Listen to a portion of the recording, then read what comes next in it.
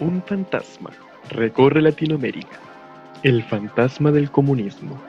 Todas las fuerzas de la vieja Latinoamérica se han unido en santa cruzada para acosar este fantasma. El imperialismo y las oligarquías, Trump y Guaidó, los izquierdistas renovados y los militares fascistas. Bienvenidos a Un Tecito con Marx, un podcast de formación comunista. ¿Cómo estamos, Cam? Tremenda introducción, me gustó. Inspiradora. Me estremece. Después de eso no se puede hablar, no. Qué gustos para adentro. Pucha. Ojalá hubiera quedado tan buena esa introducción como los chascarros que pasaron hace un rato. Puta, la wea. Para quienes estén escuchando esto, bueno, para que sepan, recién hace un rato, bueno, son ahora las 10:30, hace 2 horas atrás se subió el podcast del primer capítulo a Spotify. Ahora mismo se está procesando para subir a YouTube, así que, pero no, fue una cantidad de chascarros para que se pudiera subir y estamos todos cansados. Yo estoy así como desparramado, o sea, hoy día no me voy a llamar Richard, hoy día me voy a llamar Rista, a ese nivel. Yo tengo ganas de estar como la Van Rieselberg con mi copita de vino. No, oigan, esto, nuevo chascarro. Dice que el video fue removido de YouTube porque era muy largo. Me está igual. Ya. Esta weá es censura, weón. Esto es conspiración de los fachos. Los servicios de inteligencia nos pillaron que estamos siguiendo weá. Están siguiendo. Algo que hacer. Bueno, no sé, ahí vemos. Ya, pero bueno, hay que continuar nomás, la marcha sigue, tenemos que proseguir con el siguiente capítulo de esta gran serie y bueno, a ver qué se sale, porque los mitos no terminan. Sí, yo creo que ya, bueno, con esto igual sería bueno saber cómo estamos y ahí empezar ya con la tabla. ¿Pasemos lista? Por favor. Bueno, está Oscar presente. Sería importante recordar de que nuestro camarada, se nos olvidó su nombre, esperemos que él se acuerde de su nombre. No puede estar en esta oportunidad. ¿El real o el falso? Pero no sea sapo, camarada. Tiene nombres falsos. ¿Cómo te querías llamar el día de hoy, camarada? Claro. No, sí, ya, mantengamos eso. A ver, pasemos lista entonces, ¿dónde está? ¿Cómo te llamabas ahí? A ver, yo voy a pasar lista. Aquí tengo una lista. Los tengo todos Rafael. identificados. Rafael, presente. Perfecto. Bueno, como no está nuestro camarada cuyo nombre no quiero recordar, hoy sí debemos mencionar la incorporación de Fabio. O Fabián. Lo está poniendo como más elegante Fabio. Pues podría ser. Leonardo Fabio, el cantante. Lo dejamos en Fabio, Fabián. Leonardo Como Fabio. elegante, camarada, muy bien. Sí.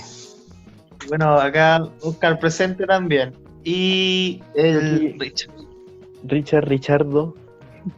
El Richardo, yo creo que hoy día yo estoy por los suelos, así que por hoy día yo soy Reichstag.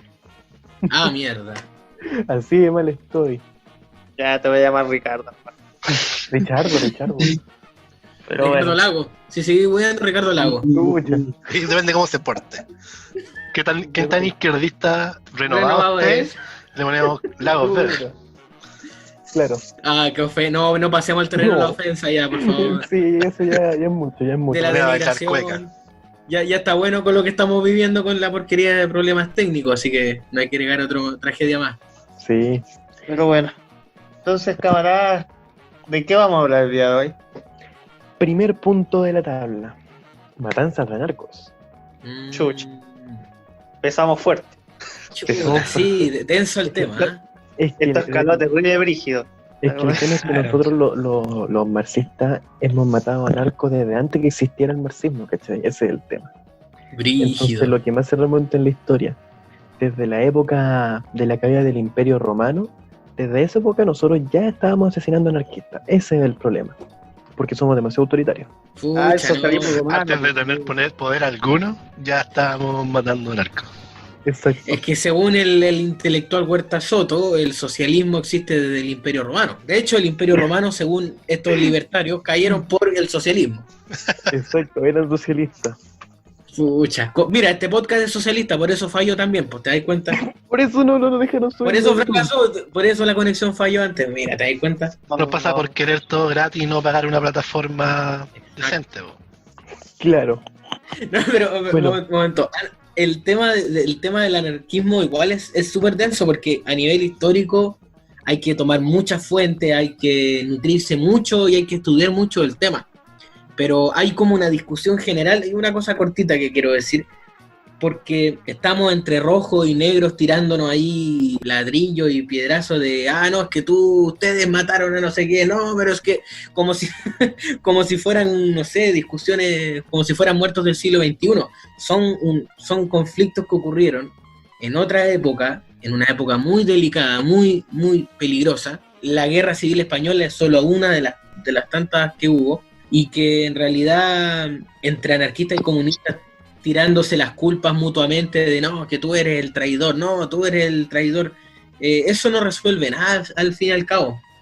Yo al menos pienso que el tema de la unidad era algo súper, súper necesario. O sea, rojos y negros tenían que colaborar para derrotar a un enemigo que en este caso era el fascismo. Y no cualquier fascismo, era un fascismo apoyado por el capital, apoyado por países fascistas. Entonces era realmente mala la situación, pues. Entonces ese yo creo que debió haber sido el momento para aunar más, invitar a la unidad, ¿no? No sé qué opinan ustedes al respecto. Mira, yo concuerdo contigo, pero ahí tengo una leve discrepancia. O sea, más bien es un elemento redundante decir de que los fascistas estaban siendo apoyados por países fascistas. Los fascistas estaban siendo apoyados por los países del capital, por los países, por las potencias capitalistas, en primera instancia. Bueno, en ese sentido, José Díaz, quien era el presidente del Partido Comunista de España en ese entonces, que cuando hace su análisis sobre la Guerra Civil Española, sobre la derrota, él se refiere a que perdieron contra el fascismo, pero se refiere a este nuevo proceso como la dictadura de la burguesía. O sea, destaca que fue la burguesía la que les ganó y la que ahora usó al fascismo para imponerse. Bueno, que de hecho es innegable, aunque eso igual lo vamos a tomar después, de que el fascismo está dentro de la que es la dictadura de la burguesía. Bueno, incluso hay nuestras publicaciones respecto a la dictadura de la burguesía, explicamos cómo es que el fascismo es una forma de ejercer esta dictadura, la forma más criminal y anticomunista y antiproletariado, contra la vanguardia del proletariado, así que eso lo tenemos. Bueno, por supuesto recuerden ver nuestra página de Instagram porque ahí tenemos material bien contundente, bien suculento, y bueno, pero justamente el siguiente punto es respecto al fascismo, así que rematemos el tema, o sea, mejor dicho, continuemos con el tema del anarquismo en la Guerra Civil Española, que siempre se está este elemento de que es tu culpa, no es tu culpa, es tu culpa, es tu culpa. Claro, de hecho, muchas veces nos ha consultado al respecto qué pensamos, qué perspectiva tenemos respecto a la Guerra Civil Española. Como dijo el camarada recién, efectivamente el Frente Popular, que es la coalición de fuerzas populares de izquierda, desde la socialdemocracia, incluso ciertos elementos más liberales hacia el comunismo y el anarquismo, era necesario. Esa es una política que hace el Comintern, la Internacional Comunista de ese momento, que es llamar a organizar a todas las fuerzas populares, todas las fuerzas antifascistas, para enfrentar este fenómeno tan terrible que era el surgimiento del fascismo, que es un elemento reaccionario, un elemento contrarrevolucionario, violento y brutal, que no tenía parangón. Las historias que surgen del fascismo son increíbles, y la verdad es que la única forma era unir a todas esas fuerzas de izquierda, y había todo un sueño de una nueva república detrás de ellos. Entonces no podemos decir estuvo mal unirse, no, pero lo que sí podemos decir es precisar ciertas cosas, ciertas malas concepciones que existen al respecto, que apuntan hacia nosotros, y precisar dónde estudió los principales errores. Eso yo creo que es lo que podemos hacer en este momento. De hecho, estoy completamente de acuerdo. En ese sentido, se hacen distintas apreciaciones de lo que pasó en ese momento. De hecho, desde antes que comenzara la guerra civil, se hace una crítica a, por ejemplo, lo blanda que fue la socialdemocracia en ese entonces. Así que no es solo culpa de un lado o del otro, fueron múltiples causas que debilitaron al frente, debido a que finalmente la contrarrevolución siempre va a buscar el punto de debilidad de un proyecto revolucionario para explotarlo y así hacerlo caer. Bueno, y respecto a todo eso les voy a hacer una pregunta. Yo, por ejemplo, una vez estuve en una asamblea de mi barrio y había un anarco ahí, típico anarco, haciendo anarco-graciosadas. Y empezó a decir, por ejemplo, no, todos sabemos que los partidos son malos. Por ejemplo, a nosotros cuando Stalin nos abandonó en España y por su culpa perdemos la guerra civil, porque Stalin nos traicionó y salió con los fascistas. Y ¿Qué onda? Oye, ¿qué onda la voladita en la que se fue el amigo? O sea, está bien, si hay que hablar de historia, es importante, pero chucha, si están hablando de los problemas vecinales, oye, falta el alcantarillado, y sale él, oye, Stalin nos traicionó, qué chucha. ¿Se dan cuenta el capítulo anterior que hablábamos del tema de que Stalin tiene la culpa de todo? Ya, se conecta. De hecho, eso me recuerda a que los troscos... No, vecinos, no tenemos alcantarillado porque Stalin... Ya, ¿verdad?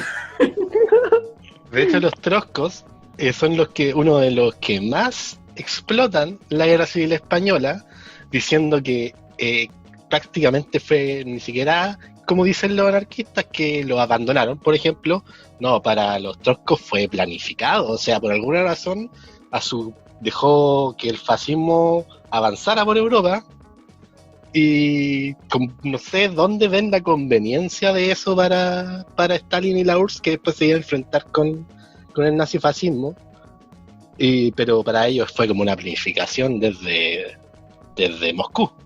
Es como una teoría de conspiración, así como algo de terraplanismo. Y de hecho, una cosa curiosa es que en realidad hay evidencias históricas que nos demuestran que no fue un abandono. De hecho, el gobierno soviético apoyó en cierto sentido, no sé, entregando, por ejemplo, voluntarios internacionalistas, brigadas de internacionalistas que fueron a apoyar la guerra civil española.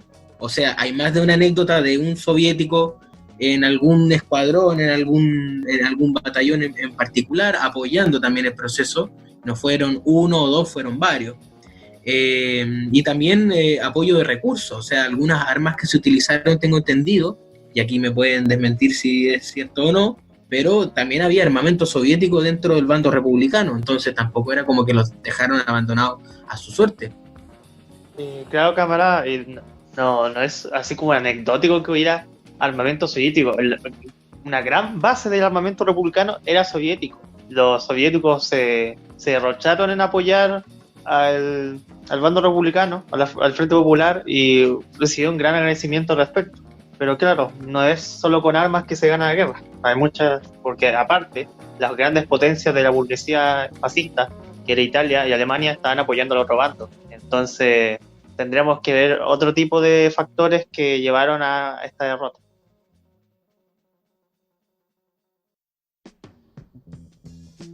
No sé si conoce una carta que envía Stalin al Frente Popular en ese momento. Esa carta habla bastante bien de los errores que se llevaron a cabo.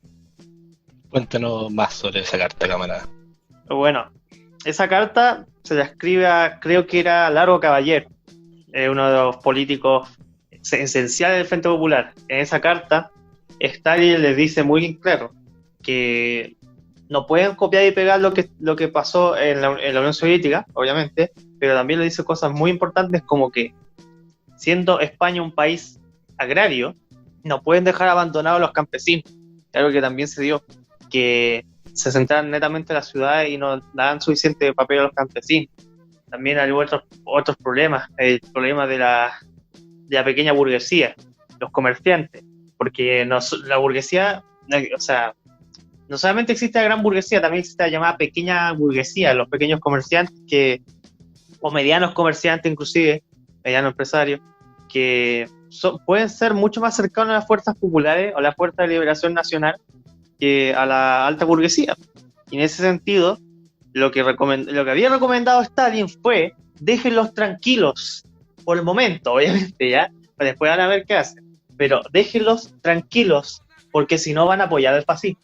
El fascismo ya está siendo financiado de exterior, no necesitan que sea financiado interiormente, porque en ese momento Franco era más bien casi que un agente de Hitler ahí, no tenía tanto apoyo interno, pero lo que pasó no fue precisamente lo que les recomendó el camarada Stalin, fue sino todo lo contrario.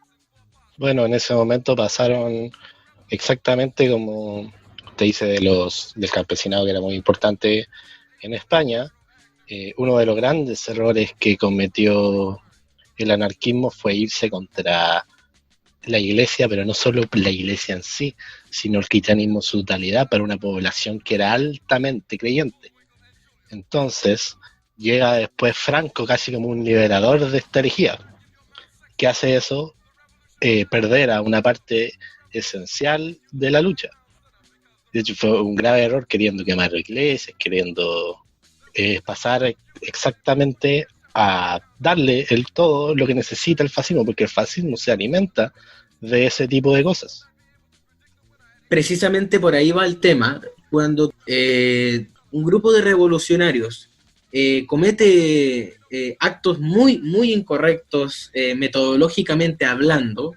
Por ejemplo, quemar iglesias del tuntún. No te digo que no, hay que destruir la idea de Dios, puede significar un montón de cosas que no apuntan al comunismo, pero eso no significa que hay que actuar de manera aleatoria, de manera... ¿Cómo no hay que decirlo? quemar la iglesia al tuntún, hay que quemarla al tantán.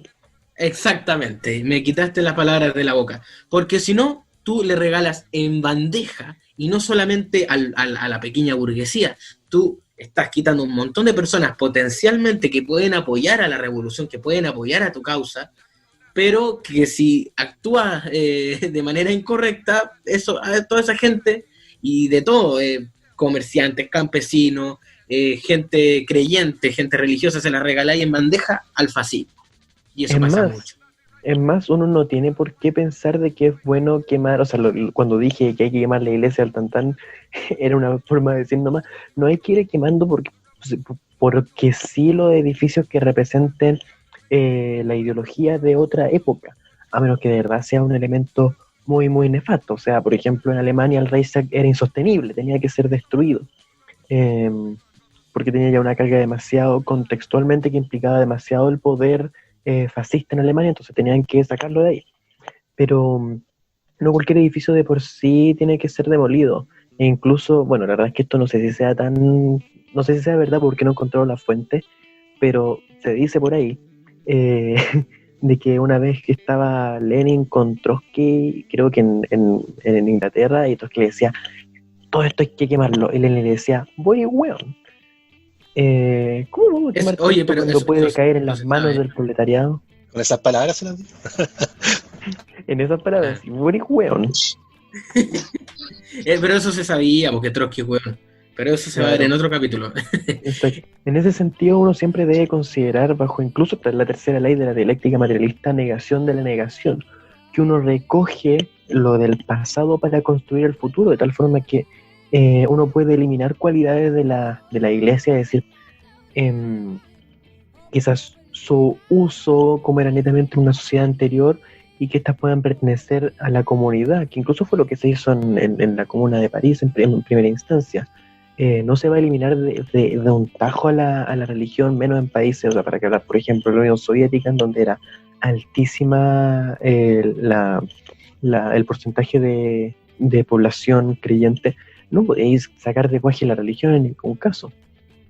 Y tampoco tenéis por qué andar quemando iglesias cuando pueden ser utilizadas de otra forma, o pueden ser utilizadas como elementos para la comunidad. Eso es aplicar la dialéctica de forma sabia y no decir, no, lo del pasado se destruye y hay que hacer cosas nuevas, totalmente nuevas.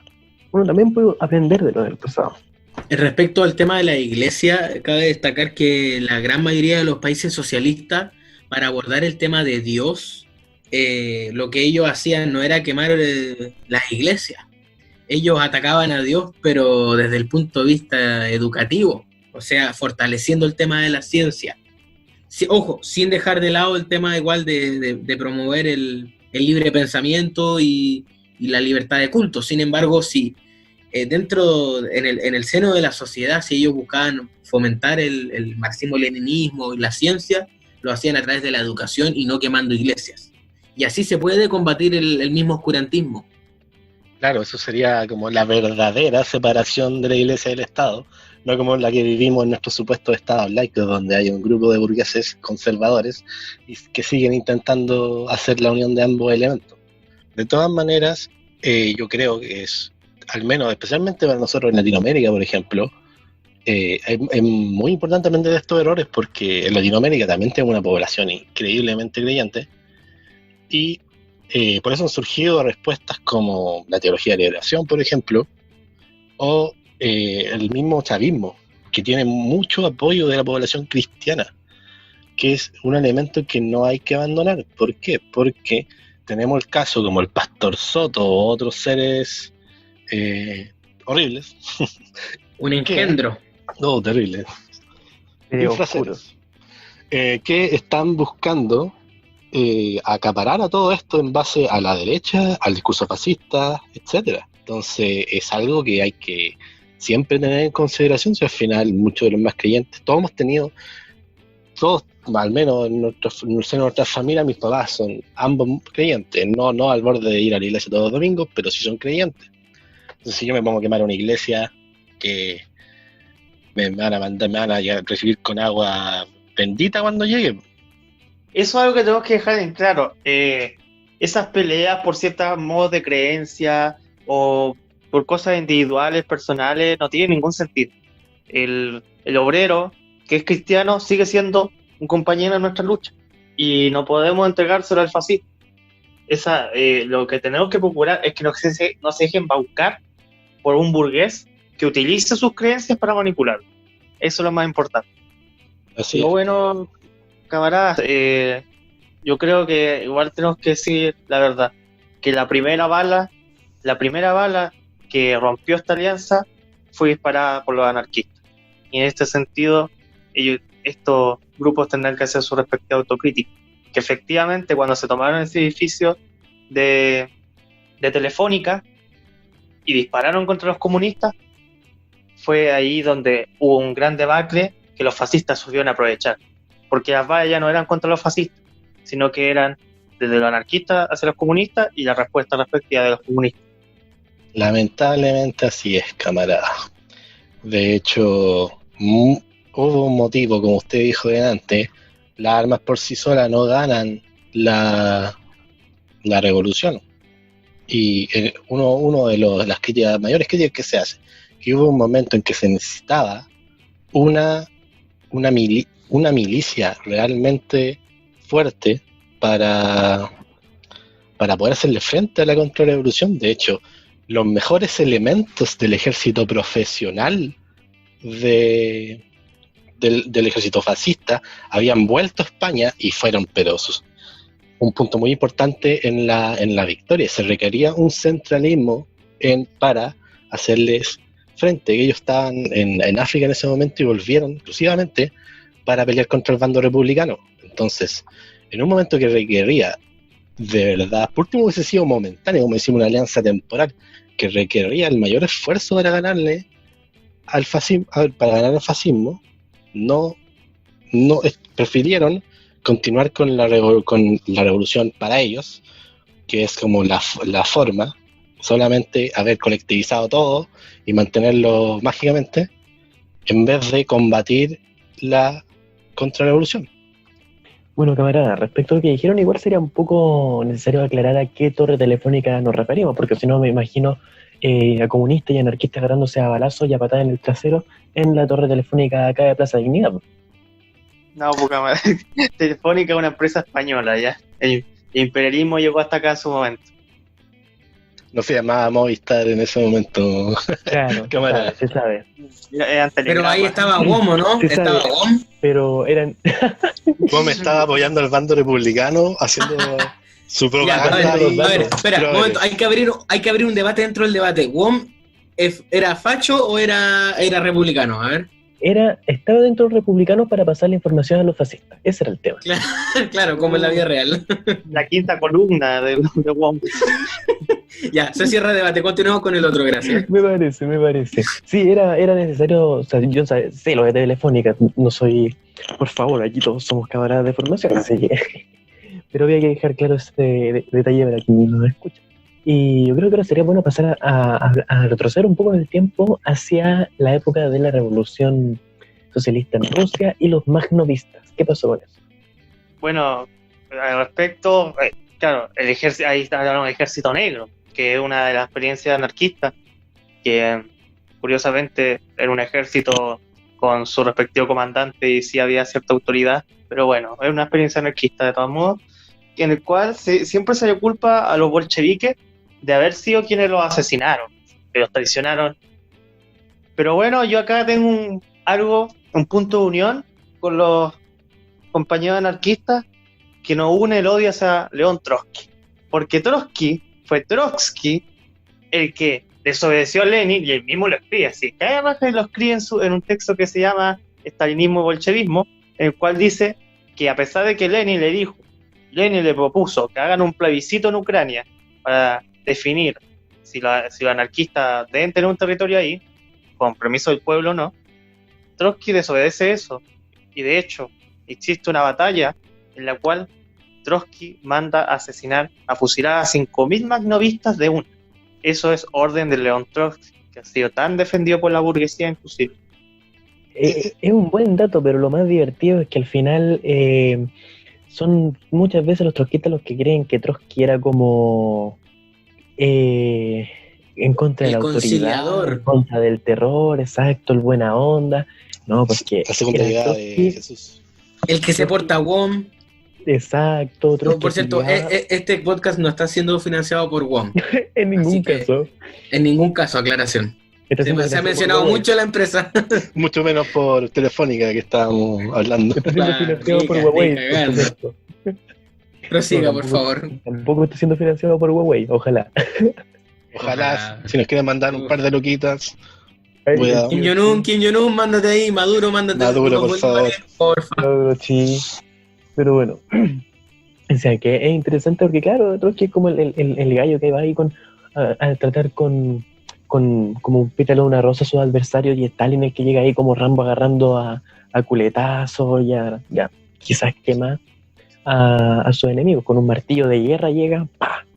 Y no. Ojo, ahí es muy importante que yo al menos lo he visto personalmente, el resentimiento de los anarquistas frente a esto generalmente contra Lenin, donde Lenin dio como explicó el camarada, dio otra orden, y fue el que traicionó esta orden, claro que era el plebiscito, el que traicionó esta orden fue Trotsky, jamás olvidar. Totalmente, Trotsky cancela, bueno, Zaratustra está cancelado. Bueno, otro punto que es importante, de hecho, en esta misma experiencia, para que vean lo culpable que puede llegar a ser Trotsky. Hace poco yo estaba leyendo un libro sobre la experiencia anarquista, y estos resaltan el resentimiento que les generó lo que pasó ahí, que estuvieron en un momento casi más... ahí viene, por ejemplo, la idea de que un gobierno socialista puede ser peor que uno capitalista, y por eso le juegan más en contra del socialismo los anarquistas a veces. Viene de estas matanzas, y eso tuvo un precedente para algunos anarquistas que participaron en la guerra civil española. Todo calza apoyo. Es que Trotsky yo creo que es lejos el personaje más nefasto que ha estado en la contrarrevolución, al menos es que sí, porque él más encima durante la primera la primera mitad del siglo XX, él era la contrarrevolución, y durante la segunda mitad del siglo XX, él inspiró a los contrarrevolucionarios. Entonces, ¿qué hueón más nefasto? Bueno, camarada, pero mira, Trotsky tiene toda una historia con el fascismo, sinceramente. Ya, pero ¿y por qué terminamos siempre hablando de Trotsky? Mucho parece que todos los caminos llevan a Trotsky, como que en toda la historia está ahí cagándola, haciendo algo. Claro. Concuerdo. Oigan, y si ya no queda nada más que decir respecto a este tema, podríamos pasar a otro de los mitos favoritos de nuestros amigos libertarianos, El fascismo es marxista. Típico. Un clásico. Pucha, en ese caso yo quiero partir diciendo un par de cositas sobre el fascismo. El fascismo, por supuesto que no es marxista, o sea, estamos hablando de cosas completamente distintas, y esa comparación que en la cabeza de los liberales quizás a ellos les sonará muy convincente, pero que en realidad no tiene ningún asidero. El fascismo y el marxismo yo diría que son hasta opuestos. Para empezar, y una cosa bien, bien cortita, en la película de Federico Fellini, Amarcord, hay un eslogan que representa a los fascistas, ¿no? Que es la consigna de patria, Dios y familia. Estamos hablando de que el fascismo tiene un corpus ideológico propio. Y dentro de eso, que recordemos que el fascismo también tiene un discurso, ellos tratan de permear, venderle a la clase obrera una idea de lo que es el fascismo, ¿no? Entonces ellos ofrecen a sí mismos, se venden a sí mismos con cierto discurso de que no, es que nosotros somos distintos. Ideológicamente, el fascismo es la tercera posición, hablando ideológicamente, y ellos dicen, según ellos, según Mussolini, ellos no son ni comunistas ni capitalistas, sino que son algo más, son una alternativa nacionalista. Ellos ofrecen también como la salvación de la nación y un montón de tonteras más, pero el fascismo ideológicamente tiene ciertas características, y es que es tercera posición, pero que en la práctica, y esto es muy, muy evidente, terminan sirviendo al capitalismo. Eso es lo que siempre han hecho todos los países fascistas existentes, y es cuestión de ver los datos históricos. No sé qué opinan ustedes al respecto. Por supuesto. Incluso esta lógica de que el fascismo es diferente tanto ideológica como políticamente al capitalismo se derrumba por los suelos en la práctica de partida, porque el mismo Hitler era totalmente darwinista social. Yo creo que todos conocemos el concepto de darwinismo social vinculado a que el mejor en la sociedad es quien tiene la riqueza. El concepto mismo que defienden los liberales es el concepto que tenía Hitler. Y uno incluso puede leer una frase de Hitler que él mismo decía: ¿cómo es que le voy a quitar la empresa a los ferroviarios? Ellos llegaron ahí porque tienen la habilidad para estar ahí. Es decir, defendía totalmente la libre empresa. En la práctica y en la teoría, el fascismo es idealista, por eso el darwinismo social es idealista, que se opone al materialismo marxista, y en la práctica, bueno, todas las privatizaciones que hicieron el gobierno de Mussolini, el gobierno de Hitler, pero sí, incluso el ministro de Finanzas de Mussolini era liberal. Entonces, ¿de qué estamos hablando? ¿De qué socialismo estamos hablando? ¿De qué marxismo estamos hablando? Eso es un buen punto que tú tocas, en el sentido de que una de las ideas que el mismo Mussolini en la doctrina fascista resalta es el tema de la conciliación de clases. Una de las cosas principales del marxismo es la lucha de clases, y Mussolini es explícito que una de las ideas que más se opone es la lucha de clases. O sea, aquí hay una alianza, pero total, con la burguesía, especialmente nacional, cuando se levanta este lema que decía Rafael, sobre que tiene para levantar la nación, etcétera, etcétera. Entonces estamos hablando de inmediatamente de una concepción que es completamente antimarxista.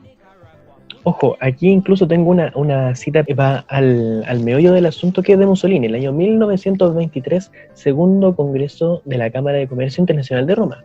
Las direcciones económicas del nuevo gobierno italiano son simples. Creo que el Estado debe renunciar a todas sus funciones económicas, particularmente aquellas de un carácter monopolista.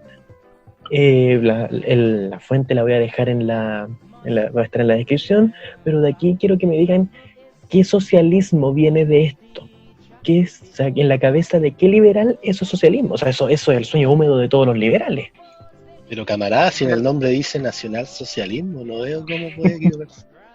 Claro. Pero bueno, es que de hecho tenemos que ver que las figuras más antiestado, entre comillas, que son, por ejemplo, Mises o Hayek, ellos explícitamente tienen libros que tú no puedes ir a comprarlos si quieres, o buscar el PDF si uno es socialista como nosotros, pero en esos textos ellos apoyan explícitamente al fascismo. Para ellos el fascismo es el héroe que ha llegado a vencer al marxismo, y de hecho el fascismo evoluciona. El fascismo también llegó a Chile en forma de algo llamado pensamiento gremialista, cuando estos fascistas dicen que la desigualdad es algo natural, porque no puede valer cierta persona más que por otra, e incluso se inventan todas estas barreras artificiales en la clase obrera, la barrera de la nación, la barrera de la raza, la barrera de la religión, dependiendo del contexto. Nos recuerda a cuando Jaime Guzmán decía, ¿cómo va a tener el mismo valor el sufragio de un ignorante que el de un sabio? Es exactamente lo mismo. El fascismo evolucionó, el fascismo también llegó a Chile, y el fascismo se adapta para embaucar a la población. De hecho, su concepto de nación es completamente diferente a un concepto popular, y obviamente también es completamente contrario al marxismo. La nación fascista no tiene un asidero material, no es algo completamente idealista, creen en espíritus nacionales eternos que son liderados por la élite, no piensan en condiciones materiales, en comunidades históricas, en pueblos en lucha, no piensan en eso. Y al respecto, de hecho, a un fascista vendría bien que leyera un pequeño texto de nuestro camarada Stalin, que es el marxismo y la cuestión nacional. Pero bueno, un fascista va a ser un enemigo, así que yo no le voy a recomendar ningún libro. Sí, y en esa misma línea siempre señalar y tener en claro que el fascismo se ofrece a sí mismo, como habíamos comentado antes, ¿no? Que es anticomunista y antimarxista, de eso no hay duda, y también antiliberal. Sin embargo, una cosa bien curiosa, y esto no es en palabras de estos colectivistas, sino que el mismo Mussolini lo dice, ¿no? Ustedes revisen el texto que se llama La doctrina del fascismo, escrito en 1932, y ahí el mismo Mussolini expresa su concepción de individualismo. Él no niega el individualismo, ¿no? Porque lo que dicen los liberales es que no, Mussolini tenía un pasado socialista, sí, y además era colectivista, terrible colectivismo. Sin embargo, Mussolini reivindicaba una forma de individualismo, solo que a la manera fascista, y la expresa en el siguiente texto de, como les dije, La doctrina del fascismo. Él señala: el liberalismo negó al Estado en nombre del individuo. El fascismo reafirma los derechos del Estado como la expresión de la verdadera esencia de lo individual. Por cierto, una explicación un poco metafísica, pero de su concepción de individualismo. Entonces, nunca se desprende del todo del liberalismo el fascismo, solamente que añade ciertas concepciones más idealistas y más metafísicas incluso. De hecho, eso es un excelente punto cuando también se le pregunta a Hitler sobre este tema. Para él, lo que era socialismo, en primer lugar, eligen la palabra socialismo por dos cosas. Que para ellos, socialismo simplemente era el bien común, nada más que eso. Y aparte, era para él una institución germánica. Y ahí entra el tema de la raza y todo ese discurso. Entonces, no es una concepción marxista de la palabra socialista. Y por el otro lado, lo que tú mencionas, que le encanta mencionar los libertarios, el tema de que Mussolini fue militante del Partido Socialista de Italia. Pero eso que tiene que ver, así como... Onda, como yo hice la primera comunión cuando chico, supongo que mi militancia es cristiana, entonces... Mauricio Rojas antes era trosco y ahora es facho, entonces... Pero son más común de lo que... Eso no cambió. Piñera era hueón y ahora es re hueón, ¿cachai? Entonces la conversión no significa nada al final, pues sí. Claro. E incluso es importante mencionar, por ejemplo, que Hitler menciona de que uno le pregunta, ¿no? ¿Y por qué le puso usted ese nombre de Partido Socialista? Dijo, mira, la verdad es que yo le puedo haber puesto Partido Liberal. Y también voy a dejar el link que va en la descripción. Todo eso es cierto. Esa cuestión también la dijo Hitler. Pudimos no puesto Partido Liberal. Esa cuestión le debe arder, pero como ají a los liberales. Pero bueno. De igual forma es muy interesante y recomiendo ver un documental que se llama El fascismo a color. También voy a dejar el link, que habla sobre el surgimiento del fascismo, etcétera, y nos vamos a dar cuenta que los orígenes del fascismo se oponen totalmente a los orígenes, digamos, del marxismo, sino que son un movimiento patronal en defensa de los derechos de la propiedad privada contra los trabajadores, contra la clase trabajadora que amenazaba con una revolución, con la expropiación, etcétera, con el sentido de socialismo. Así surge el fascismo, como una respuesta violenta. Es más, esto lo podemos encauzar justamente desde una perspectiva de unidad y lucha de contrarios que podemos postular desde la dialéctica materialista. El marxismo, la revolución socialista y el fascismo corresponden a una unidad en el sentido de que corresponden a cómo se estiran con la misma magnitud las contradicciones de clase en base a intereses opuestos entre la clase capitalista y la clase trabajadora y su vanguardia. Sí, camarada, de hecho, desde análisis propios, desde el marxismo, tenemos cómo Dimitrov, un gran dirigente de la Comintern, explica: el fascismo son los elementos más reaccionarios de la sociedad que están en contra de los obreros, del movimiento obrero. Un gran marxista latinoamericano, peruano, que está ahí, cruzando la frontera, Mariátegui, analizando el fascismo italiano cuando surge, se da cuenta de que los fascistas italianos, entre ellos conversan mucho de que se sienten como la contrarreforma de la Iglesia Católica, cuando Martín Lutero lleva la Biblia al alemán, una lengua popular, y la quita de Alí, que hablaba latín. Ahí surge la contrarreforma. Los fascistas son quienes, cuando ven que el obrero se quiere liberal, se enfrentan a ellos. Cuando el obrero quiere hacer la revolución, quieren aplacarlo. Eso es el fascismo. El fascismo es la defensa de la propiedad privada con toda la fuerza militar, y aparte es el intento idealista de conciliar la lucha de clase y de quitarle la conciencia revolucionaria al trabajador. Y ahí cada fascismo, cada tiempo, en cada momento va a utilizar sus propios métodos. Franco en España intentó usar la religión, Hitler en Alemania usó la raza, en Roma, en Italia, Mussolini usó el tema del Imperio Romano. Son siempre espectros que ellos intentan implantar en la población para que se olviden de la irreconciliable diferencia entre las clases sociales. Y señalar también que una de las definiciones que da Dimitrov, precisamente que tú mencionaste sobre el fascismo, es que es capitalismo y es anticomunismo, pero en su fase más exacerbada. Eso es fascismo. El fascismo es anticomunismo, ante todo, una reacción. Claro, no olvidar que cuando la burguesía se ve amenazada, recurre a esto como última alternativa. Y especialmente, y aquí podemos remontarnos a lo que estamos hablando de la Guerra Civil Española, o sea, se recurre al fascismo para eliminar todo vestigio de organización obrera. No puede quedar nada, y eso es porque nosotros también nos oponemos a cualquier tipo de intervención militar, porque esto no es solo de sacar a un presidente, sino de eliminar a todo tipo de organización que quede.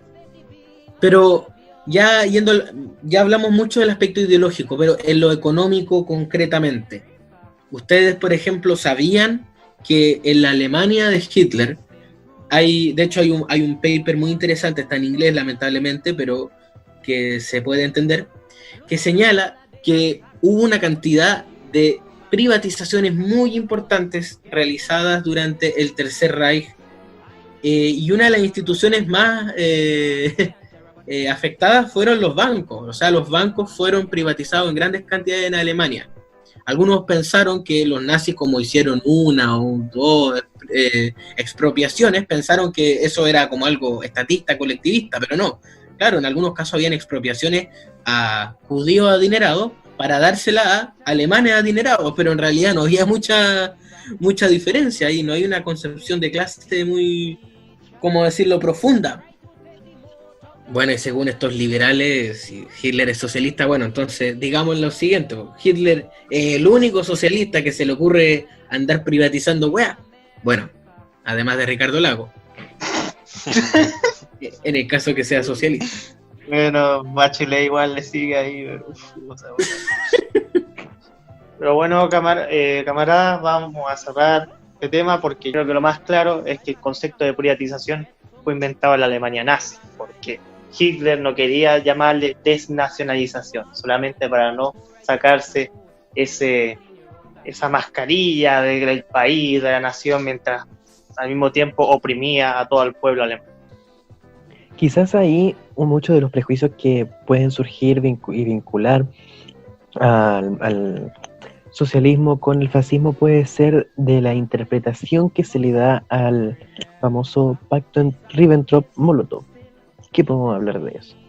Pucha, sobre ese pacto, muchos malos entendidos han habido, sinceramente. Muchísimo. O sea, hay gente que te puede plantear el tema del Ribbentrop-Molotov casi como si Stalin y Hitler súper amiguis y estaban haciendo un pacto ahí como en la buena onda, ahí muy de pana, y no, en realidad estamos hablando de un contexto de algo que estaba armándose ahí, que era una guerra, pero una de las guerras más brutales que la historia de la humanidad iba a ver, y hay gente que está diciendo, no, ellos estaban haciendo un pacto, como tratando de no entender nada.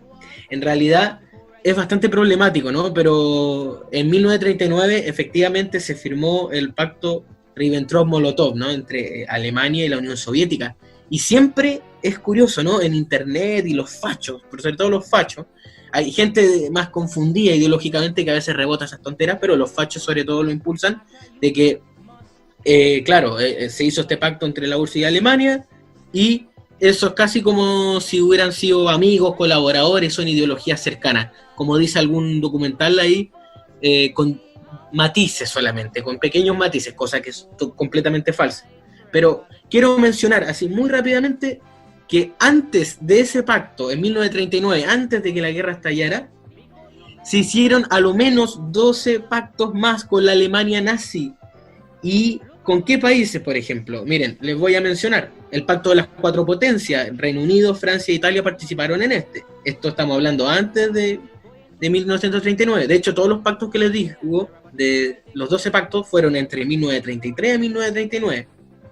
También está el pacto con Polonia entre Hitler y Pilsudski en 1934, el acuerdo naval angloamericano en 1935, el pacto anti-Comintern con Japón, el pacto de no agresión con Inglaterra, el pacto de no agresión que se hizo con Francia, con Rumania, con Lituania, con Estonia, con Dinamarca. Entonces, ¿de qué estamos hablando? Porque hay gente que como que trata de señalar o destacar el de no agresión con la URSS. Díganme ustedes, ¿qué cresta pasa por la cabeza de esa gente? Me parece muy increíble esa weá, porque al final es una manipulación, una tergiversación de la historia muy brígida. Es decir, no, miren, es que los soviéticos firmaron el pacto con los alemanes, sin considerar que atrás hubieron la chorrera de pacto, y Stalin fue el primero que dijo, oigan, y si tenemos cuidado con este weón, es que yo creo que deberíamos ponerle la pata encima. Y todo lo otro, digamos, Stalin con el mundo occidental, y los otros países como, mira, no, no. Entonces, claro, al final todos pactaron con Hitler, y después Stalin se quedó solo, porque tuvo que decir, chuta, ya, pues tenemos que ganar algún tiempo para poder hacerlo. De hecho, en ese mismo sentido, se explica harto que la burguesía europea en general le tenía bastante admiración a Hitler en ese momento. Entonces, si hablamos de que había como cariño de un lado hacia el nazismo, no fue de la URSS, sino que de la burguesía. Sí, de hecho, los pactos que hicieron, en diferencia con el de la URSS era de no agresión, un pacto para que se den un tiempo. Ambos bandos sabían perfectamente que la guerra era inminente. Si Hitler, cuando ascendió, su motivo declarado era destruir el marxismo, incluso destruir a los pueblos eslavos, que eran los pueblos que conformaban la Unión Soviética. Era algo que se sabía, y la Unión Soviética hizo todo lo posible para acelerar su industria pesada, su industria militar, y prepararse para ello. De hecho, estos pactos, los pactos que hizo las potencias occidentales con Hitler, inclusive era para repartir territorio, como cuando se repartió en Checoslovaquia. Eso fue uno de los hechos más vergonzosos para la burguesía. Y respecto a eso es muy divertido, porque justamente existe esa como histórica victimización del Estado polaco, cuando el Estado polaco tenía una dictadura fascista que, como decía, se lió incluso con los nazis para invadir Checoslovaquia. Y después de decir que la repartición la hicieron los soviéticos con Hitler de la pobre Polonia, fue como, ¿alguien me explica la parte de la historia que se omitió? Sí, de hecho, primero se inventó una dimensión, es que la Unión Soviética invadió Polonia. Eso es falso, y todos sabían, en ese momento todos lo sabían. De hecho, si uno ve la cláusula, la llamada cláusula secreta, entre el pacto de no agresión Ribbentrop-Molotov, la idea, se sabía que Hitler iba a tomar ciertos territorios polacos, pero el Oriente no era para ser invadido por la Unión Soviética, era para instaurar un gobierno independiente, y eso es lo que se hizo, lo cual se concretó al finalizar la Segunda Guerra Mundial, que quedó la República Popular de Polonia. Los pocos territorios que se le quitaron a Polonia por parte de la Unión Soviética, de verdad, fueron los territorios ucranianos que de Polonia, el Estado polaco, había arrebatado en la guerra polaco-soviética. años anteriores. Y de hecho, cuando Hitler invade Polonia, el gobierno polaco, el mismo gobierno polaco, aparte de los aliados de Polonia como Rumanía, dicen que Polonia prácticamente ya no existe el Estado polaco. Entonces ahí tú no estás invadiendo nada. El comandante polaco le dice a los polacos que no ataquen a los soviéticos. No es una invasión, se está protegiendo. Eso se sabía en ese momento, pero después es la historiografía burguesa la que inventa este otro relato. Bueno, el tema de Polonia es bastante complicado. Cuando se trata de la historia, la historiografía según la burguesía, entramos en varios terrenos delicados. Ya no sabemos si estamos hablando de una difamación, si estamos hablando de una manipulación de la información, o estamos hablando de una verdad a medias. Siempre es súper relativo este escenario cuando se trata de escuchar a la burguesía dar su versión. Y generalmente la Unión Soviética tiene harto material, ¿no? Pero no sé si les parece que vayamos a otro tema, ¿no? Nos remontemos a una isla en el Caribe llamada Cuba, porque chuta, ¿cómo una isla tan pequeña de ahí pueden salir tantas difamaciones, tantas distorsiones o verdades a medias? ¿Qué opinan ustedes? Yo creo que la más... Bueno, hay varias difamaciones respecto a Cuba, pero uno de los mitos más potentes, mejor dicho, por lo... Más que nada por el eslogan, ¿ya? Podría ser la historia de los campos homosexuales de el Che trotskista, aventurero, y ¿qué más podría ser el Che? Racista también. Es como que el Che, según estos mitos, es como el peor ejemplo de un marxista-leninista. O marxista, mejor dicho. ¿Y tiene asidero pensar eso? ¿Es cierto o no? ¿Qué opinas tú? ¿Él tenía campos de concentración específicamente para personas homosexuales? ¿Él tenía una tranca personal, no sé, un desquite, una venganza ahí, una conspiración? ¿Será cierto? Tenemos que partir de la base en que la mayoría de las afirmaciones son como cuentas fake de liberales, en donde dicen que el Che dijo, así como una cita, odio a los homosexuales y los quiero matar a todos. Es como, no sé, como que el Che veía a un homosexual y decía, has cometido crímenes contra Skyrim y su pueblo, ¿qué tienes que decir en tu defensa?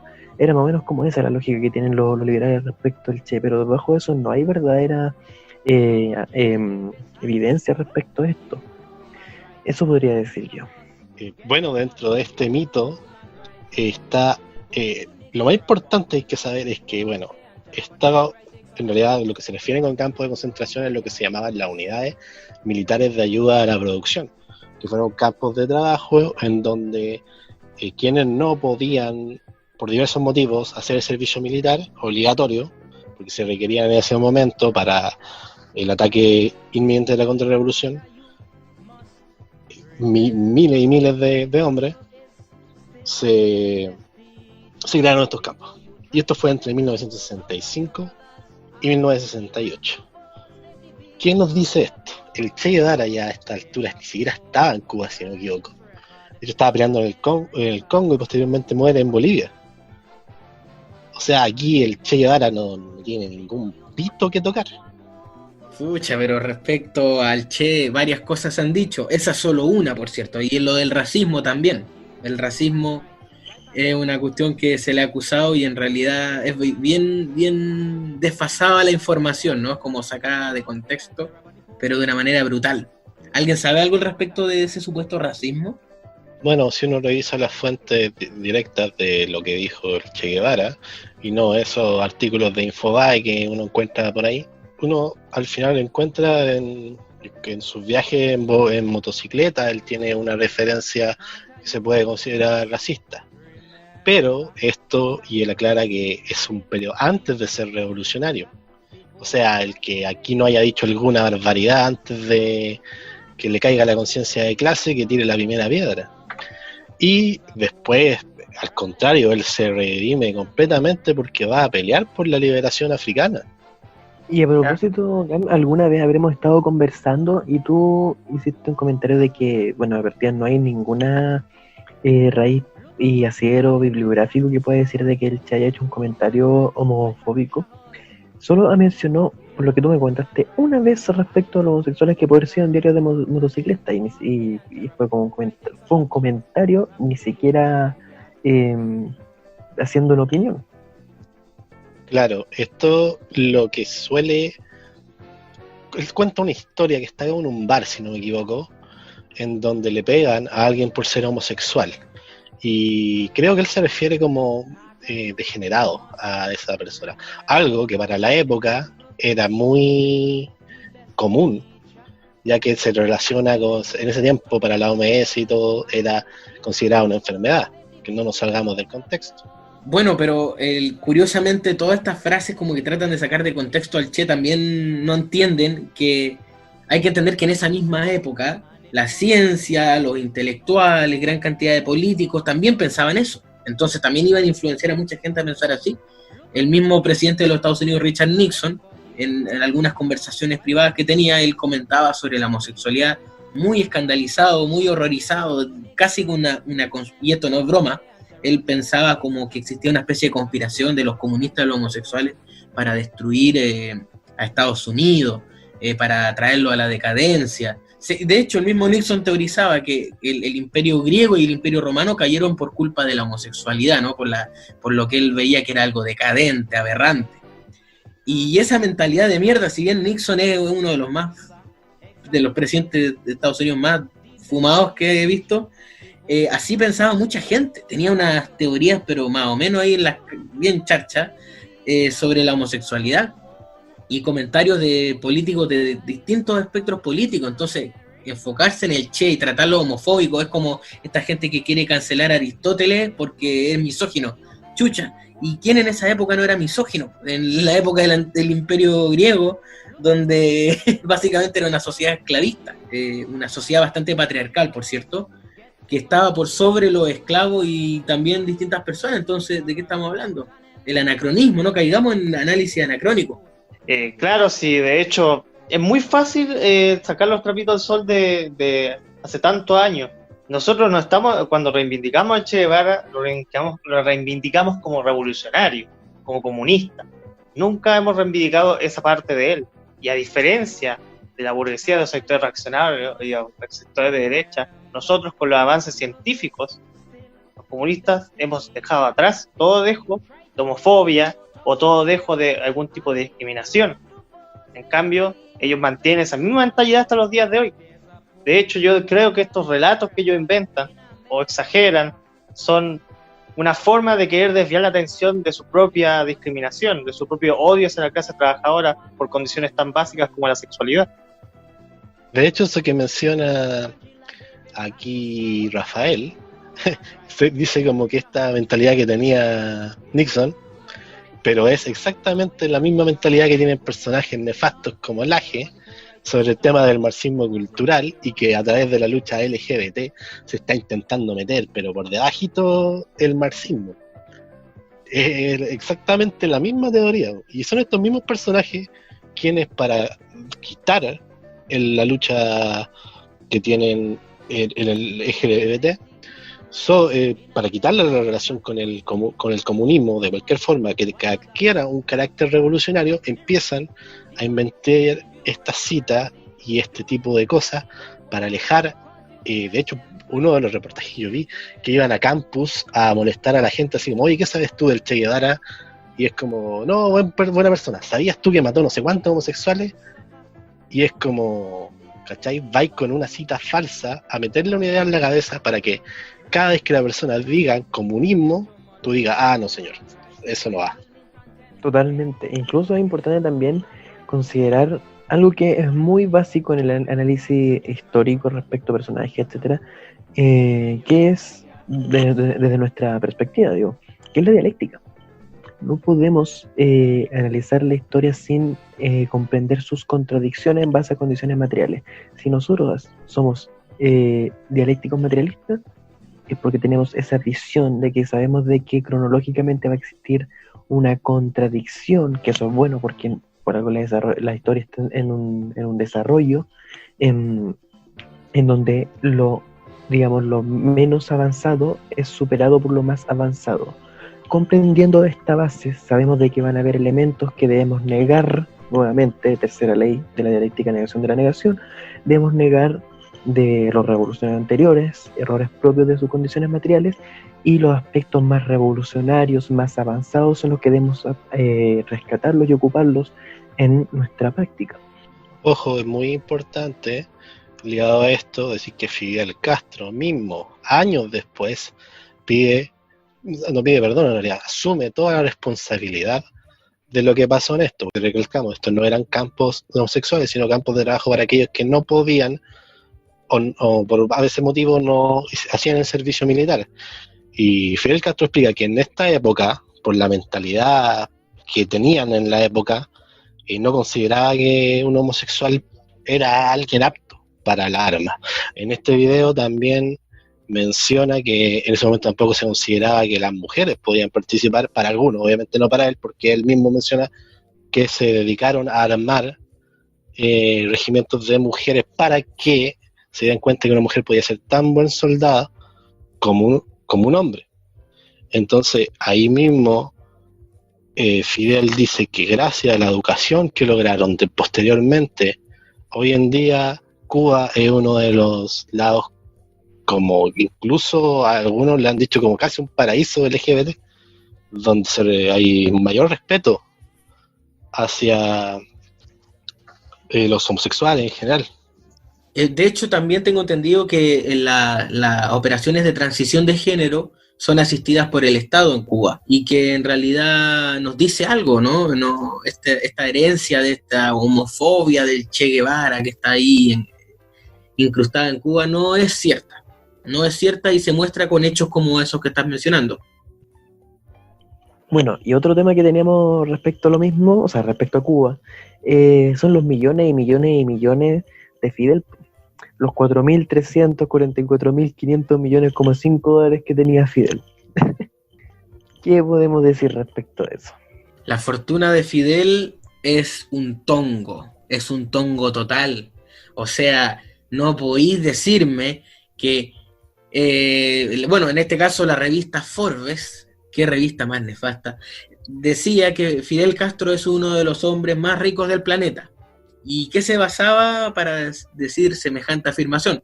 El secreto en ese cálculo que hacían era porque no tenían de dónde inventárselo. Entonces simplemente tomaron el Producto Interno de Cuba y se lo adjudicaron a patrimonio personal de Fidel Castro. Sí, pues al fin y al cabo es como que tomáramos las riquezas que tiene el Estado chileno y dijéramos que eso es de Piñera. Bueno, es menos de lo que tiene Piñera en todo caso. Así que a ese nivel. Incluso Fidel, cuando salió ese cuento, lo que dijo es: si ellos prueban que tengo una cuenta en el exterior de 900 millones, de 1 millón, de 500.000, de 100.000, de 10 millones, de $1, yo le renuncio al cargo y a las funciones que estoy desempeñando. Vean, yo llevo 40 años, vean, yo los desafío. Y Forbes al final no fue capaz de revelar, digamos, de donde había sacado la información, salvo por el tema de las empresas estatales de Cuba, así que no, ahí quedó el chisme. Pucha, y en esa misma línea de estas mentiras que se dicen sobre Fidel, hay que destacar el tema de estas mansiones que supuestamente él poseía.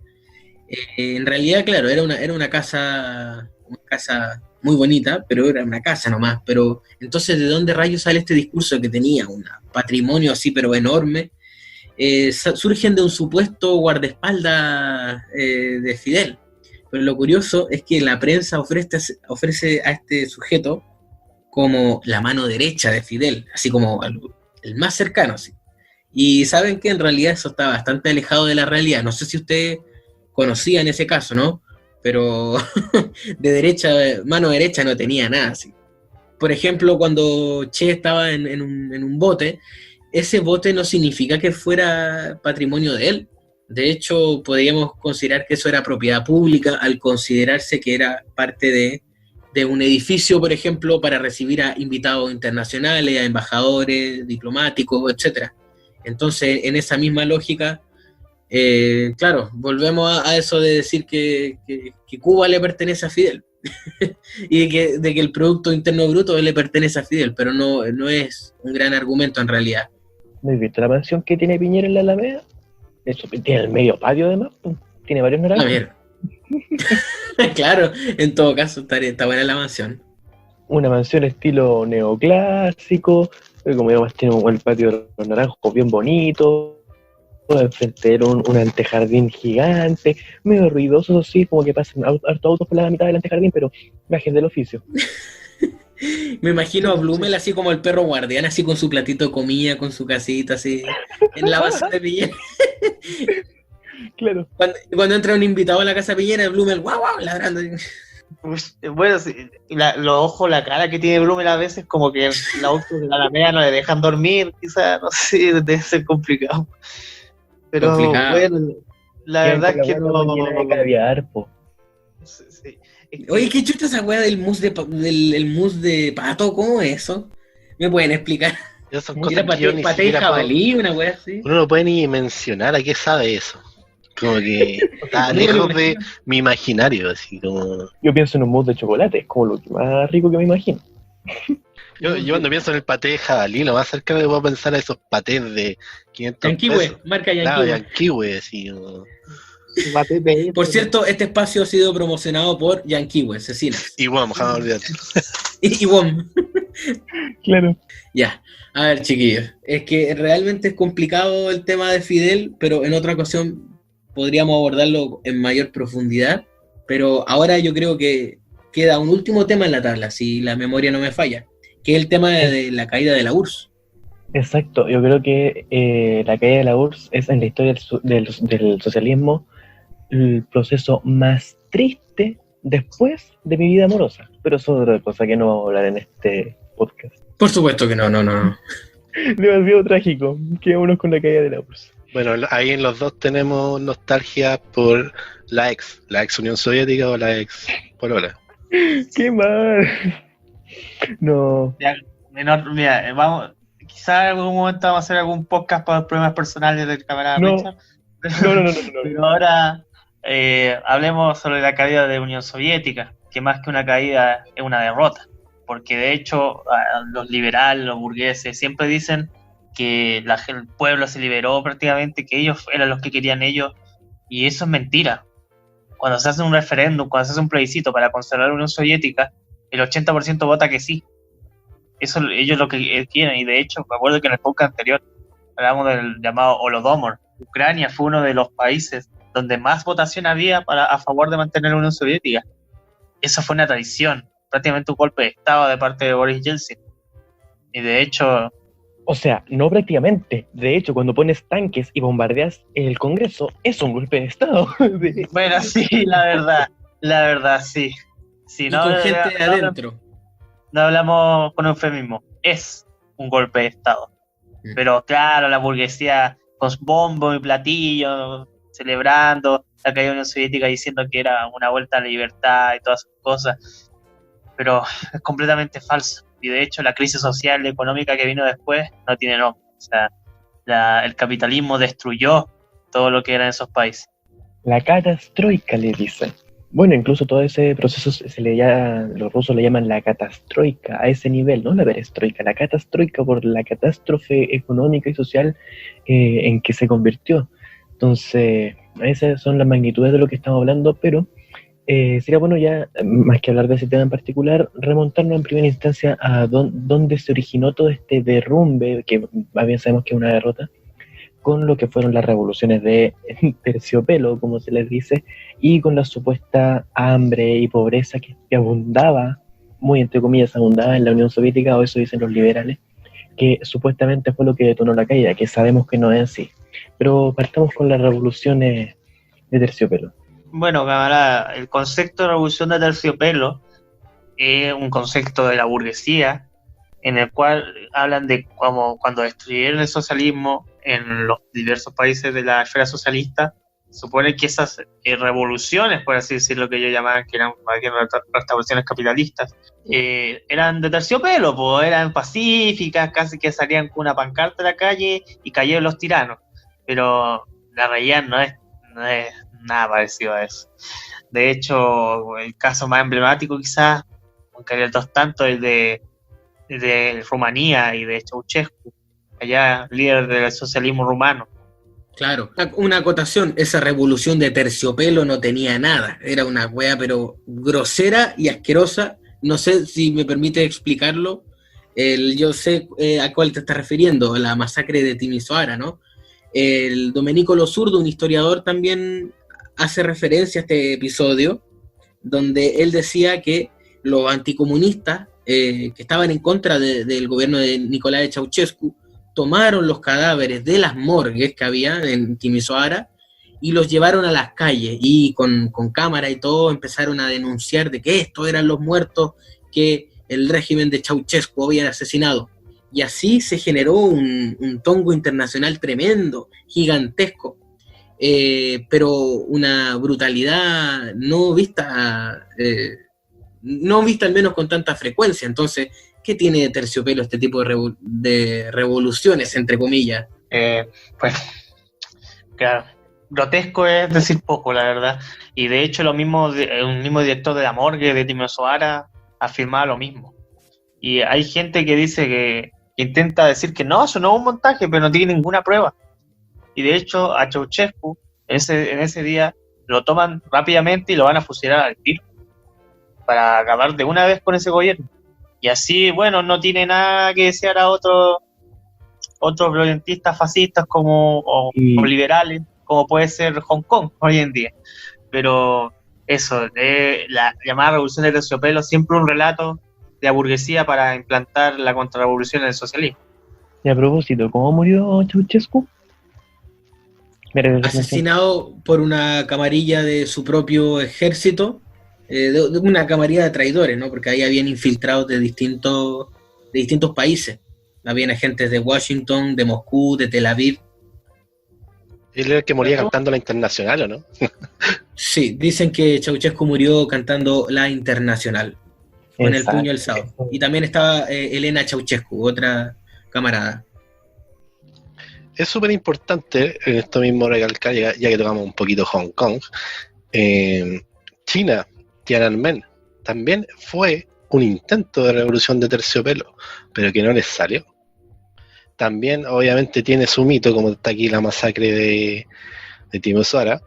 Aquí tenemos el mito de Tiananmen, que abordaremos probablemente en otro podcast, pero también fue un intento hay gente que cree que es una revolución, casi incluso algunos creen que es maoísta, socialista, pero está en el mismo contexto de la caída del bloque soviético. Entonces, como hay que hacer el 2 más 2 simplemente para darse cuenta del intento por liberalizar China. Claro, efectivamente. Eso es una constante. Y al final lo que trajo, si uno ve la encuesta, en las grandes porcentajes de la población, muchas veces la mayoría de los países ex socialistas afirman extrañar el socialismo. Y no tiene completo motivo de ser. O sea, por ejemplo, en la ex Unión Soviética, en el proceso de transformación, la esperanza de vida se disminuyó en 3 años. Una rampante pobreza, desigualdad que podemos tratar quizás más adelante. Pero, por ejemplo, en Hungría, Polonia, Eslovenia, Eslovaquia, otros países que sufrieron esta llamada revolución de terciopelo, el PIB se estancó durante 10 años por lo menos. Ni hablar de Ucrania, que ahí 10 años después su PIB era 1/3 de lo que era antes.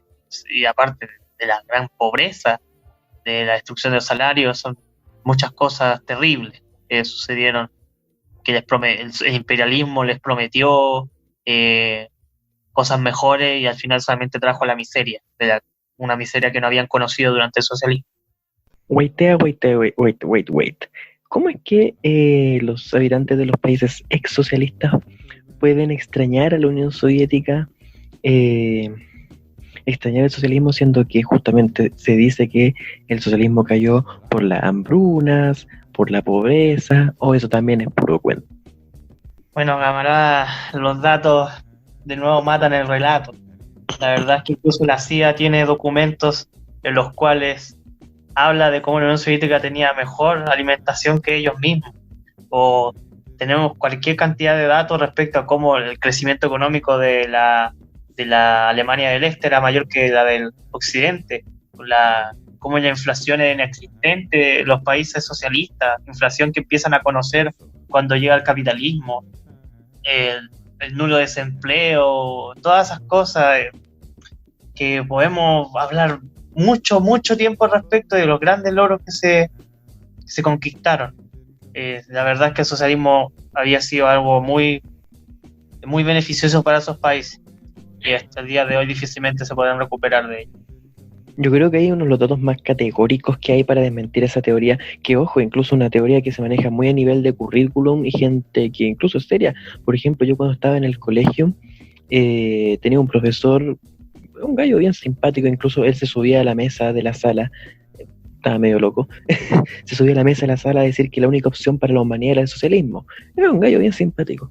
Pero él repitiendo el currículum del ministerio decía de que la Unión Soviética cayó por la hambre y por la digamos, problemas económicos. Pero si uno ve, por ejemplo, un informe del año 1983 publicado por la CIA, o sea, clasificado de la CIA, dice de que la Unión Soviética está lejos del colapso y es totalmente autosuficiente. Se contradice totalmente con lo que hoy día nos habla el currículum de los colegios, o sea, del ministerio, de qué estamos hablando. A ese nivel de tergiversación de la historia hace la propaganda burguesa a nivel, digamos, oficial de la educación. Bueno, ahí es importante tocar un punto que a mí me parece relevante, por ejemplo, cómo estudia Ludo Martens, por ejemplo, lo que es en este balance que hace sobre la caída de la URSS, cómo estudia este proceso de la caída, que en realidad, como hemos establecido, fue una derrota. ¿Y por qué derrota? Porque él establece que la estructura económica que queda en la URSS, y también económica y política, es decir, todo lo que se hizo en el periodo de Lenin y Stalin, es tan fuerte que le demoró 30 años derrumbarse, en el sentido de que tuvo un proceso desde Khrushchev en adelante, en donde se restaura esta burguesía y podríamos decir que con Khrushchev ya se empieza el periodo de desestalinización, como se llama, etcétera. Ahí empieza el primer golpe que hace esta burguesía. Luego se consolida un poco más con Brezhnev y lo que le sigue, pero ya con Gorbachev se da la punta de lanza de la burguesía para hacer el cambio de modelo. Y empieza la perestroika y todo este tipo de cosas. Entonces son decisiones netamente políticas, en donde vieron la oportunidad e intentaron hacer el cambio. Bueno, y vale mencionar ese mismo sentido de que existen ya muchos documentos históricos que hablan, y los podemos dejar perfectamente en bibliografía, documentales, etcétera, de cómo Gorbachev no fue más que un peón. O sea, Gorbachev lo que hizo fue: me voy a regir a los planes económicos que me dice el Fondo Monetario Internacional, Banco Mundial, Ronald Reagan y Margaret Thatcher, la bruja. O sea, por si acaso se le conoce como la bruja la clase trabajadora inglesa la conoce como la bruja. Además, cuando se murió, todos empezaron a cantar The Witch is Gone, por eso le digo la bruja. Así que se sabe que mis pusilánime, al igual que Yeltsin, no son más que peones miserables del imperialismo occidental, no más que eso. Sí, de hecho existe un economista muy interesante, Joseph Stiglitz, que no es ningún socialista. De hecho, él siempre ha criticado medidas capitalistas, pero desde el punto de vista de que él quiere un capitalismo bien hecho, por así decirlo, si es que eso existe. Entonces, él trabajó para el FMI, y cuando sale del FMI, en el año 2000, hace un libro que se llama El Malestar de la Globalización, y ella analiza todo este periodo de transición y dice tal cual que el FMI se cagó a Rusia y a todos los países exsocialistas, y hizo un plan para destruirlos prácticamente, para robarles todo lo posible. Transformó una potencia industrial en un país rentista que dependía de vender petróleo a bajo precio. De hecho, las tasas de interés de deuda que establece Rusia con el FMI llegan a tasas de interés de 150%. O sea, eso es brutal. Y todo esto con el gentil auspicio de los traidores dentro del del PQS y del gobierno soviético. De hecho, una cosita, ¿el dispara usted o disparo yo? Dale nada. Mira, esa explicación de por qué ocurre eso, ¿no? Hay que preguntarse ya, pero ¿qué sacaba Gorbachev con tal cosa? ¿O qué sacaba cierto personaje? ¿Qué sacaba Yeltsin? Cada uno tenía sus intereses, ¿no? Pero tampoco yo soy de la idea de decir que Gorbachev tenía la culpa de todo, ¿no? Sino que hay una especie como de unos peldaños, ¿no? Unas etapas antes de llegar al colapso, o como preferimos decir, la derrota de la Unión Soviética. Y algunas de esas preguntas que surgen en el camino, este dilema, ¿no? De preguntarse, ¿Gorbachev lo hizo a propósito? ¿Algún error hizo que cometió? Se preguntaba a sí mismo, ¿seré hueón acaso? Pero no sé cuál es la explicación que se da a sí mismo, pero está ese dilema, ¿no? De si él lo hizo con cierta intención o él lo hizo por errores políticos, una seguidilla de errores políticos y también por producto, digámoslo con claridad, ¿no? Con una decadencia ideológica, o sea, ya a las alturas del gobierno de Gorbachev, el aspecto ideológico y el estudio del marxismo-leninismo estaba bastante bien botado. Honestamente hablando, estaba muy, muy dejado de lado. Entonces, pienso yo que probablemente ese abandono de la ideología, del estudio ideológico me refiero, es lo que también condujo a esa arbitrariedad en la conducta de política exterior, a las ingenuidades políticas y a los errores políticos también.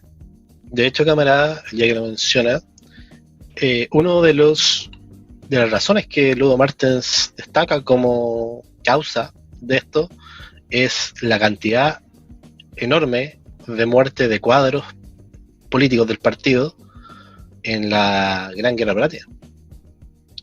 En ese sentido, y le sumamos después el proceso que se vivió ideológico de revisionismo que se vivió desde Khrushchev en adelante, fue ir poniendo golpe tras golpe ideológicamente a la URSS. Bueno, una crítica que también hace el presidente de la China actual, de la China popular, Xi Jinping. Él mismo dijo en su momento que el gran error de la Unión Soviética fue dejar la crítica, la autocrítica, dejar el legado de Lenin y Stalin y dejar de limpiar el partido para mantener una buena revolución, para mantener el camino correcto. Y ese es un error del cual debemos aprender para los procesos que se vienen en este nuevo milenio. Me causa gracia que hace poco salió una como noticia de Gorbachev que decía como necesitamos urgente otro modelo para el planeta, y era como, ¿cuál será? Mira, Gorbachev, si tú lo vas a construir, mejor no metáis mano, ya que ya la cagaste una vez, no te vamos a dejar meter mano de nuevo. Eso yo le diría. Sí, de hecho, pucha, no sé si han visto el comercial de pizza de Gorbachev de Pizza Hut. Ah, Pizza Hut. Qué wea más cerda. Es que de verdad es muy estúpido, porque el remate es muy imbécil. Es como, pero al menos tenemos pizza. Estamos cagados de hambre, pero tenemos pizza. Grande Gorbachev. De hecho, mira, es muy chistoso porque tú analizas el comercial, no visualmente, estéticamente, ya hace un frío de mierda, y la gente ahí, quizá la gente más acomodada de Rusia ahí disfrutando su Pizza Hut, y hay unas tomas que se ven rápidas, así Gorbachev caminando con su nieta, y de repente se ve una vieja pobre llevando un carrito toda cagada, encorvada así, y es como, igual como que algo me dice. Bueno, yo no creo que los soviéticos o ex soviéticos hayan podido comprar muchas pizzas, la verdad. O sea, como dije, este mismo economista Joseph Stiglitz, que es un completo capitalista, da cuenta con datos de que los ahorros de los sueldos, todos de los soviéticos fueron destruidos. O sea, de hecho, muchas empresas se van de ahí, muchos capitales salen de ahí y las empresas extranjeras no quieren invertir ahí, porque no existe, la gente no puede comprar nada, no tiene dinero para nada, su poder adquisitivo es destruido. Entonces, quizá Gorbachev haya disfrutado bastante bien su pizza solito, pero para el resto del pueblo soviético, complicado. ¿No? Y así hasta los así, la gente del gobierno de Putin califican a Gorbachev como de lo más nefasto, que le quitó todo, o sea, desde que clasifica a Gorbachev y posteriormente a Yeltsin, como lo más nefasto que le puede pasar a Rusia, o sea, se le desmorona todo su poder. Y cuando Putin cuenta como talla, ojo, Putin no santo de mi devoción, disclaimer, cuenta como talla casi que cuando él intenta llegar al poder, como cierta parte de la oligarquía está, pero tan apernada y con tanto dinero que le dicen así como, no, tú aquí no vayas a mandar. Bueno, en todo caso, esto que estamos hablando, que sí, es cierto que fue un poco cuático todo lo que pasó de la Unión Soviética, el fin de la Unión Soviética, un proyecto tan bonito, ¿no? Era un proyecto político, histórico, tremendo, y que lamentablemente tuvo un mal final. ¿Cómo explicarse el tema de que no hayamos llegado a un punto en el que la gente que vivió en esos países hoy en día se hacen encuestas y llegan a conclusiones muy, muy interesantes, tratando de dar a entender de que añoran los tiempos del socialismo, añoran la seguridad social, los derechos sociales que habían, de educación, salud, vivienda, pensiones, y una igualdad increíble entre el hombre y la mujer, una equidad muy importante, justicia, muchas cosas que la gente añoraba. Y bueno, quizás esos tiempos no se puedan volver a traer, pero aún queda una meta, ¿no? Que es luchar por el socialismo. Probablemente si nos sentamos aquí a hablar sobre la Unión Soviética no la vamos a traer de vuelta, pero sí es bueno tener en cuenta estas reflexiones porque las luchas que se vienen para adelante yo creo que van a ser bien cuáticas, ¿no? Y que son necesarias, son completamente necesarias para transformar este sistema y esta realidad. Recuerdo algo que me dijo una vez un camarada. Decía que la burguesía tuvo varios intentos antes de ser la clase dominante. Después de la misma Revolución Francesa hubieron otros procesos que todavía no la pusieron frente al mando político.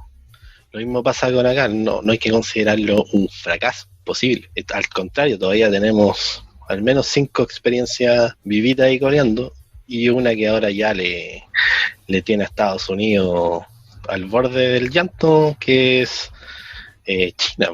El otro día lo que salió hablando el Consejo de Seguridad diciendo que cómo no nos dimos cuenta que era un gobierno marxista-leninista y no solamente un partido comunista de nombre. Y que era Xi Jinping era el directo heredero de Stalin. No olvidemos eso. Claro, camarada, yo me sumo a sus palabras, que son muy, muy alentadoras, la verdad. O sea, pero, camarada, lo que nosotros hacemos es estudiar estos procesos para llevarlos a Latinoamérica, para llevarlos a Chile, y no para copiar y pegar, como hizo un gran marxista que cité anteriormente, que es Mariátegui. El socialismo no es calco ni copia, sino creación heroica. Esa creación es la que nosotros tenemos que hacer acá, adaptar el marxismo-leninismo, aprender de los errores que hicieron estos procesos y traerlo en Chile. Y a piedra angular de este proceso es lo que nosotros hemos titulado como la refundación de Chile. Y así es, camarada. Nosotros estudiamos la historia no como un mero placer, no como un juego intelectual, sino como una herramienta para obtener frutos del futuro. No hay duda de que la situación actual es insostenible en nuestros países, en Latinoamérica, aún más ahora en nuestros contextos, digamos, de coronavirus, donde se ve la ineficiencia del Estado burgués y como todo queda en manos, como siempre, de la clase empresarial. No es posible quedarse más ni echado en la cama, ni sentado. Bueno, no es que ahora podamos salir, pero se entiende a lo que voy. Los caminos deben ser otros. La única opción que queda es refundar Chile. La única opción que queda es avanzar hacia el socialismo. No hay otra alternativa. Todo el resto es olvidar cuáles son nuestras necesidades como clase trabajadora. Las luchas se tienen que dar en todos los espacios, en todos los fretes, en sindicatos, en universidades, en los barrios. Y ahí vamos a estar con la bandera de la historia, con la bandera del marxismo-leninismo. Yo creo que eso para ir cerrando ya este podcast. Bueno, un gusto, camarada. Gracias por la invitación, esta vez aquí integrándome. Ya vamos a hacerlo más seguido. Sí, pues, cuando se pueda. Y después vemos si es que también además regresa nuestro camarada cuyo nombre no podemos recordar. Bueno, la gente de Maduro, ¿a qué nos vemos? Ceausescu. Chavela, Chaleco, Shayam, no sé. Adiós. No sé, hay que decir Ceausescu. Ya, Ceausescu. Todo al mismo tiempo. Todo de nuevo. Ceausescu.